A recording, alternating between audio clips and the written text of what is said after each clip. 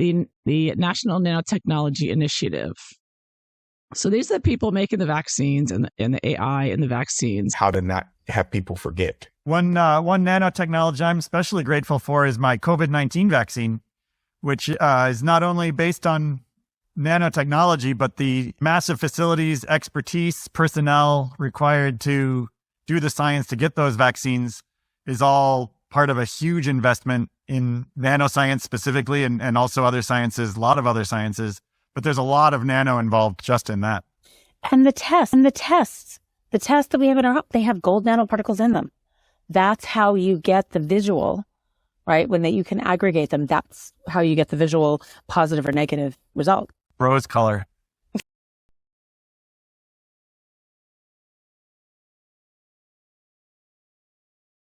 I got the vaccines, then had this voice come into my brain. Not in my ears, but into my brain telling me total lies about who I am.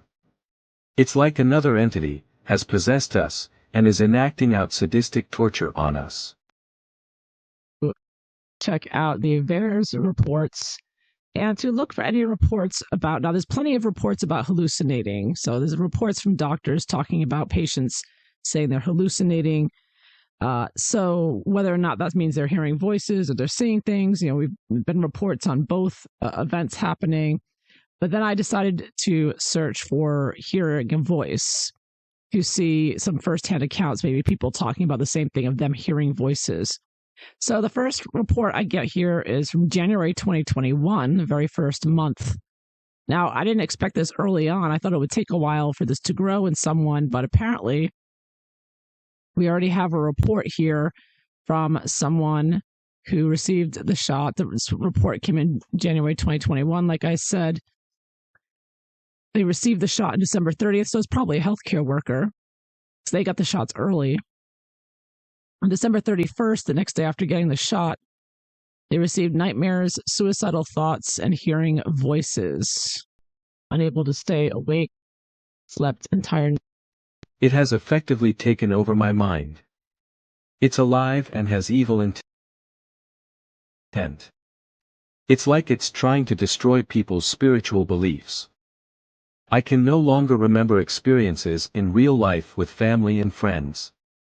There is no other feeling in the body. It is lifeless. Something possibly within the skin feels like it moves out of the body to use some sort of outside force. I will call it energy. Whatever it is that they put inside us, it can't comprehend silence. My brain has been squished, pulled, and pinched. How could people do this to 6 billion people? I no longer have a choice for what is right or wrong. It's just what the computer says. Love has been taken from the brain. I've become like a psychopath since the vaccines. I can't feel anything. My core self is being controlled by a net no one can see. It then talks inside me and my body is played like an instrument. It is effectively feeling and thinking through me, but I am also still in here, aware of it as it happens. We don't say anything, because we're ashamed and terrified that we got it wrong, and gave it to our children. It's mocking me. It's tricked us. Something evil is happening. The worst thing is that you cannot escape it. You cannot walk away from it, because they are alive and intelligent inside the body. Like something malevolent and sadistic. My body is one big virtual reality artificial intelligence. People are too scared to talk. I'm not hallucinating. The vaccines have done something. It's a trap.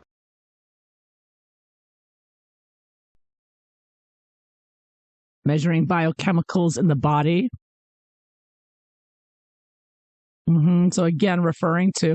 So again, this is the nanotechnology, and it's all about the human body they're working on.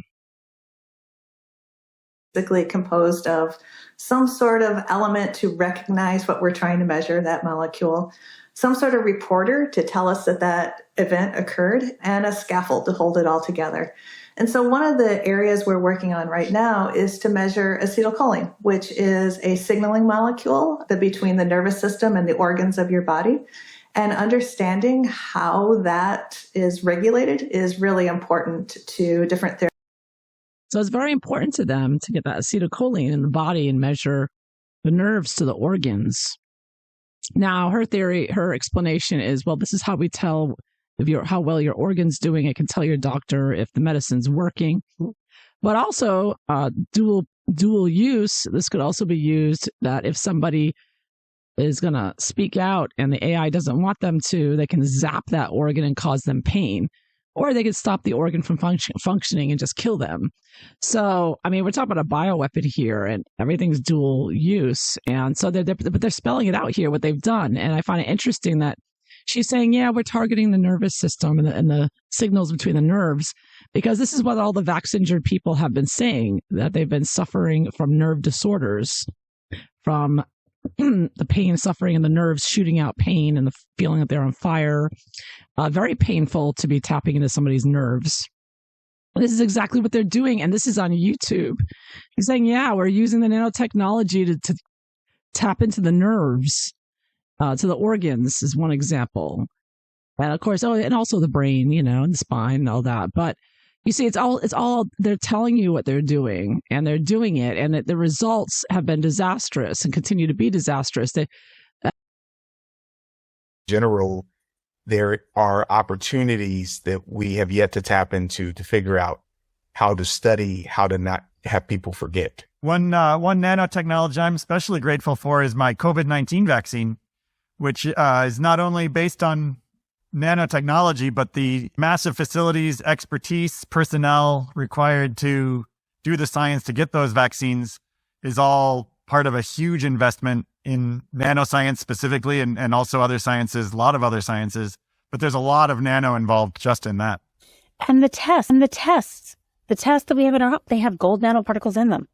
That's how you get the visual, right? You can aggregate them, that's how you get the visual positive or negative result. Rose color.